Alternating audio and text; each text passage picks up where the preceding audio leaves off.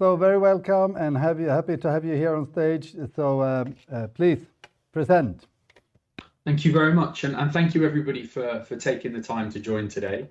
As a quick introduction to myself, I'm the Regional Vice President for Emarsys across the EMEA North region, right? So based out of here in London, but my responsibilities are for my commercial teams across all of the EMEA North region, specifically across Nordics, Benelux, and the UK being some of our largest regions.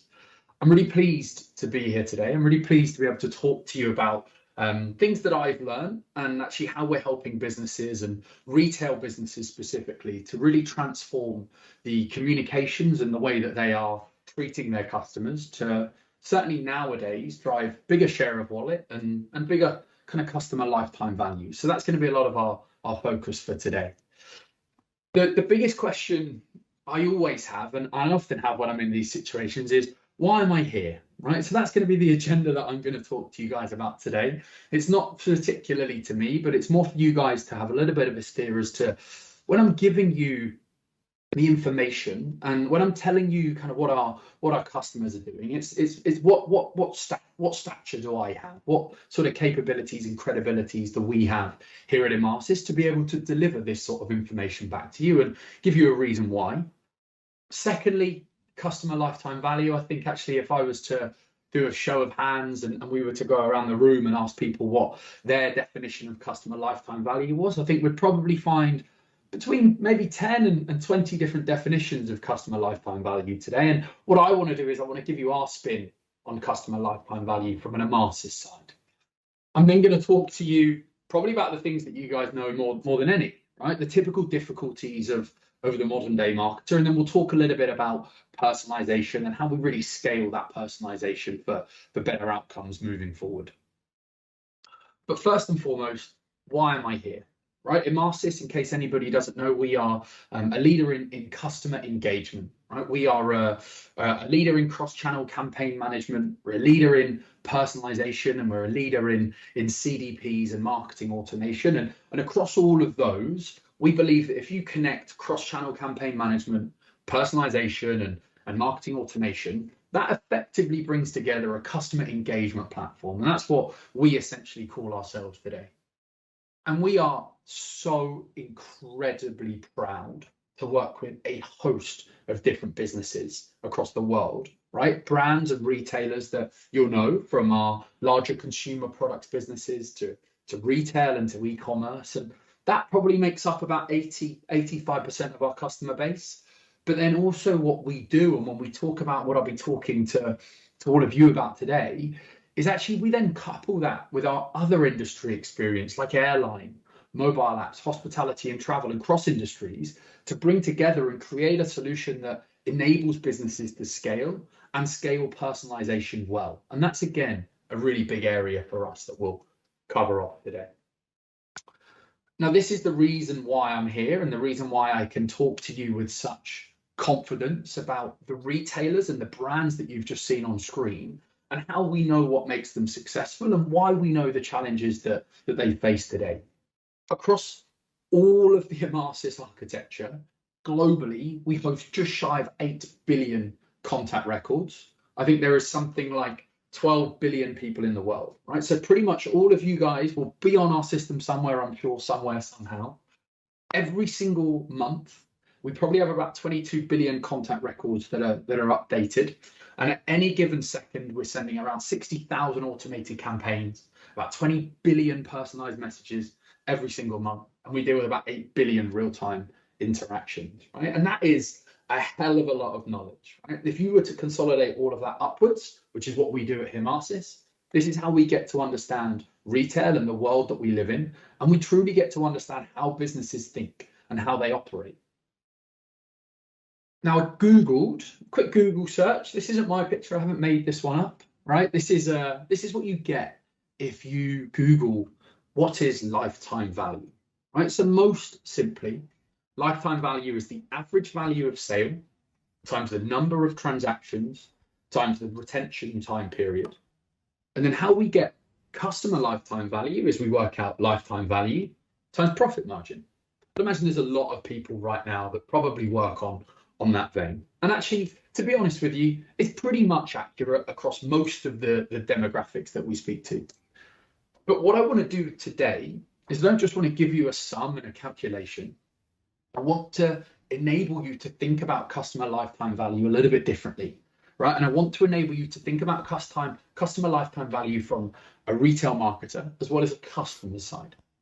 Now, we at Emarsys, we believe that customer lifetime value is getting more customers buying more often at higher values and lower acquisition costs. Right? It's that simple, obviously.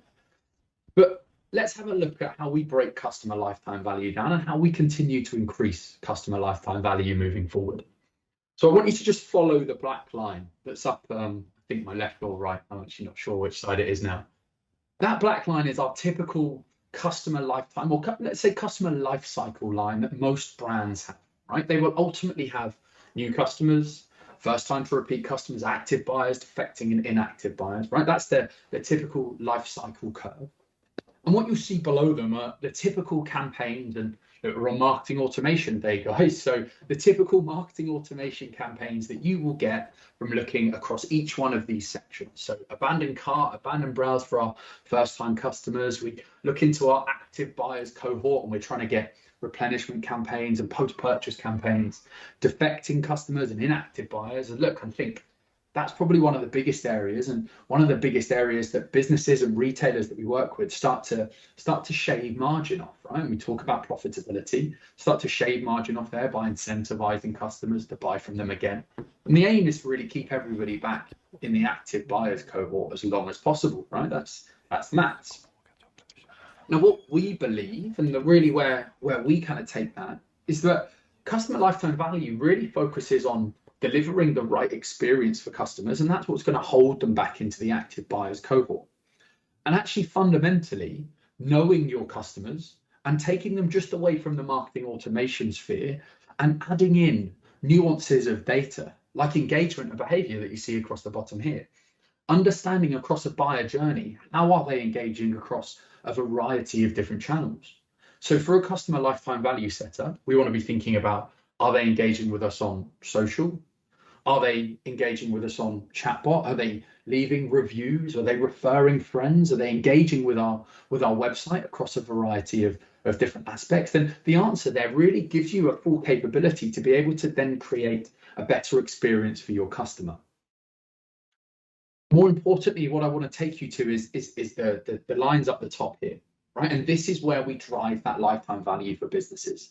I talked about, if we focus on the right-hand side, defecting buyers and inactive buyers being one of the key areas that retailers and brands today are struggling on profitability. And today, that's the biggest focus for them, is driving that loyalty purchase back in. So brands are now really leveraging loyalty solutions to better lower cost and higher profit margins to keep customers coming back and give them a reason to come back. So again, what I would encourage you to do, and what the question marketers need to be asking themselves around customer lifetime value is, are we minimizing our margins, or can we look to maximize them through different pieces of technologies? The other focus for customer lifetime value is acquiring the right customers. I'm sure every single person here has had a conversation about, well, actually, we need to spend more money acquiring customers, but the reality should always come back to, how do we acquire the right customers? And what we do here is focus on those active buyer cohorts, understand those active customers and acquire more of those. And that's a really important focus for a lot of the businesses that we're working with. Why is it so hard? And I think that's probably a question everybody on this call has asked themselves at some point. Personalization is the core to any successful business. But the challenge is the data just isn't there, right? You think about the line that I showed you earlier, and you think about all of those different touch points. The majority of people that we speak to on a daily basis, we've got 2,500 customers. Their biggest focus is trying to get those touch points together. There's typically over 11 pieces of technology that hold data around a customer, which is an incredible amount of work for any team to try and select and bring those data sets together to try and unify them or create an experience at the back of them.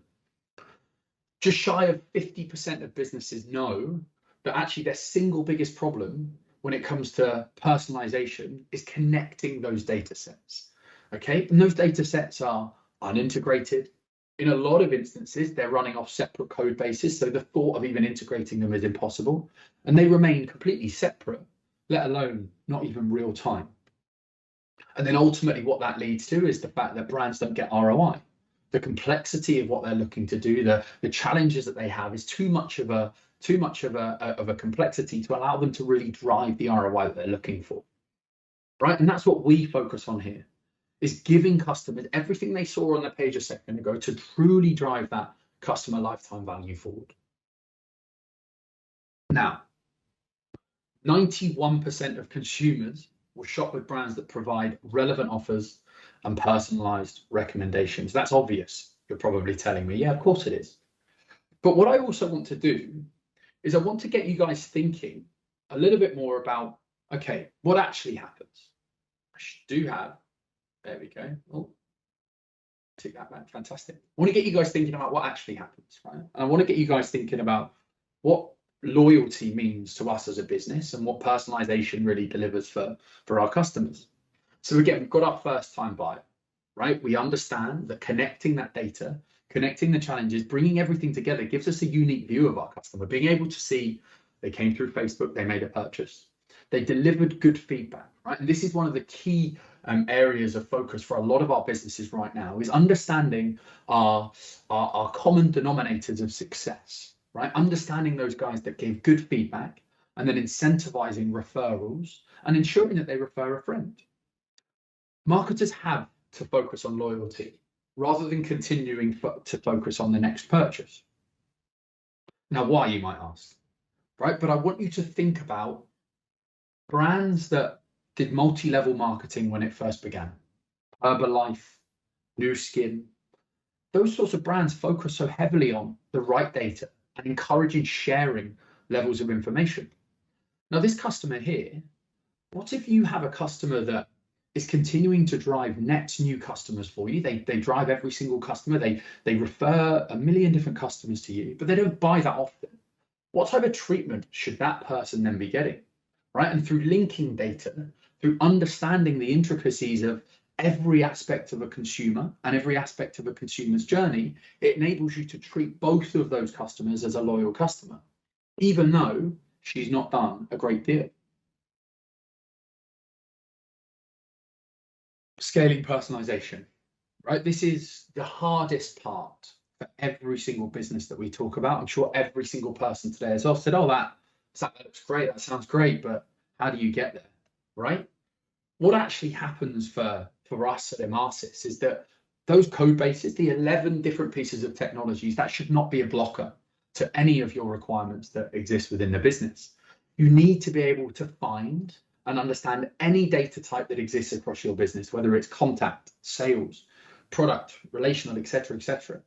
And it also shouldn't matter the type of database that sits on.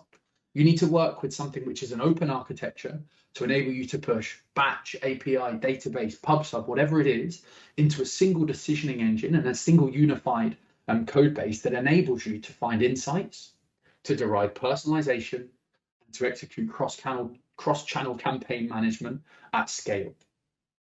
Then we have everything else that comes out, right? We have channel and device data, pushing all of that data back out, and then again, tracking all of that. And the reality here is that the biggest value here is not just on the input of data, but it's also on the output of that data coming back in, right? Understanding the output of everything that you do as a business in order to continue to drive better product development. But that is from the technology side, right? You've consolidated all of this, and that's fantastic. You've got all the data in there, but marketers are busier than they've ever have been before, right? Marketers need personalization to enable them to scale. They need to look to understand how they can use a single piece of data across every channel, rather than being limited to having a piece of data and the channel that sits with that data. What we have done here is we've had a unified creator, a unified editor that enables you to create single use cases or single outputs across email, app, mobile, website, and a variety more to enable you to scale operations at pace. What you see here is on the right-hand side, being able to quickly and simply across all of the different channels, be able to create A/B tests, have an editor that supports multi-language, have a single way to understand personalization from any data source. And actually, one of the biggest challenges that we have is updating pre-existing architectures that already exist. So what we have is the ability to mass update all of your blocks at the same time, right? It's about that scale. It's about having simplified, unified creation. What that then gives you is really simple, right? It means that from a customer's perspective, you personalize for the channel, for the customer, and not the channel. You unlock all of that data, everything around life cycle, to their average order value, to their loyalty status, and a variety more, to be able to, again, continue to deliver the personalization and the experience that they need, right? And when we talk about that, we're talking about that seamlessly across every single channel, from Facebook to mobiles, to mail, right the way through to your website, as well as your store team and your support team. I just want to focus on that as well. And I think as we migrate away from the era of COVID, and we go back to store, linking store data and having this data available to our store teams is going to become even more important. Customers have now moved into a world where they expect to be treated differently. They expect to be treated well, no matter how they engage with you. And making sure that you're linking through with your customer services teams and your store teams and pushing that data is absolutely pivotal to businesses' success moving forward. The second point that I think is definitely relevant is trying to understand, okay, well, we've spoken a lot today about the different areas of focus. And I just want to break down kind of our 6 key areas of focus for retailers when it comes to their personalization. I'll start in the middle with your traditional marketing programs. Of course, that's the biggest area, and that's that black line that we spoke about today. We have retention marketing programs, and then we also focus on predictive marketing programs. So look, we'll come on, and I think Matt's mentioned it earlier, right? There's going to be a section at the end of the day where we talk about AI and machine learning. Okay, that's a huge area of opportunity for businesses, and that enables them to scale again moving forward. But the key areas that businesses need to focus on today is lifecycle programs, but actually copying that with subscription and loyalty programs, right? That's the biggest area of focus for the majority of our businesses today and the retailers that are coming on board with us. Finally, and the last message I really want to leave you guys with is, I imagine every single person today will come away from this day, Marketing Automation Day, wanting to implement a new campaign with a new idea, with a new thought process that they've had, right? What I would always encourage everybody to do as they look to move is to continue to measure, right? To look at the analytics that existed beforehand, to identify the growth opportunities and areas of improvement, create those campaigns, and then continue to measure and use that measurement moving forward again, right? That will be the success and the recipe for success for all modern day retailers moving forward.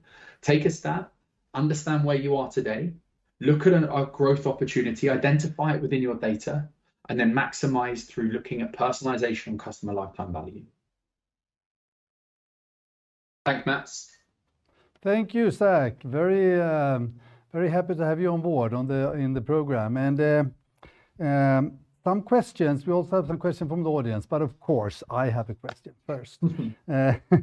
I mean, we're talking about CLV here and customer lifetime value, and for me, I've seen that very much from companies with subscribing business models like banks, insurance, telcos, utility companies, but not so much from retailers. I mean, what is your comment on that? I think it's look, I think subscription economies will continue to drive. I think people are now more common with them. I'm going to say a word that not everybody's going to love. Bear in mind that we've got a lot of people listening from Sweden, but think about Amazon, right? And think about Amazon's Prime subscription. I think they have one of the largest subscription bases globally now. We'll think about Netflix, all of these subscription models that people are more comfortable with, that perhaps didn't really exist 5 to 10 years ago. And now what we're seeing certainly across the retail space, we're definitely seeing more brands leveraging when they have a replenishable good. We work with tons of beauty brands that are really looking at subscription of opportunity to keep customers coming back and to make sure that they keep that share of wallet. But actually, more importantly, one of the biggest booms that we've had is food, right? People knowing that they want to have something that's new, and that's an absolutely a pivotal and a crucial opportunity for retailers moving forward. So you believe that there will be more subscribing models also for retailers? I mean, I know actually we have a very successful eyeglass company called Synsam that's subscribing on glasses. Yeah, without a doubt, right? And I think it gives people capabilities. I think even something like that, right, that we look at seasonality for businesses. Happy Socks are another one of our customers that have a subscription model, right? It's seasonality. If you find a reason to keep customers and to want to have a fresh or a new product, whether that be season, whether it be type, all of these things give customers and they give retailers and brands an opportunity to incentivize customers to want to stay with them longer. Okay, so Daniel, we have a question from the audience. Yes, we do. How do you drive customer lifetime value between manufacturer to end user, having the distributor as a mediator? So this is a really interesting point, and I think it's about the relationship that the manufacturer has with the distributor. If you think about some of the world's largest businesses now, your Unilevers, your P&Gs, Johnson & Johnson, they over the past 24 months have really seen that the opportunity for them to go direct to consumer is there. But what they want to do is they don't necessarily always want to cut out the middleman. So what they're doing is keeping the relationship for things like new products and product development so that they can stay closer to their customer, so that actually they stay top of mind. So their distributor still maintains one of the points of contact. But what we see is that a lot of these brands are driving customers to register for things like free samples and feedback, and working with distributors so that they can continue to drive better acquisition and continue to drive the right opportunities moving forward. So what I really mean by that is allowing the manufacturer to have a relationship with the customer so that they can take the right information and deliver the right output of product back to that customer continually moving forward. It's a really symbiotic relationship when that happens. Good. Thank you very much, Zach, for being part of the program, and happy to have you on board. See you soon again. Thank you. Bye-bye.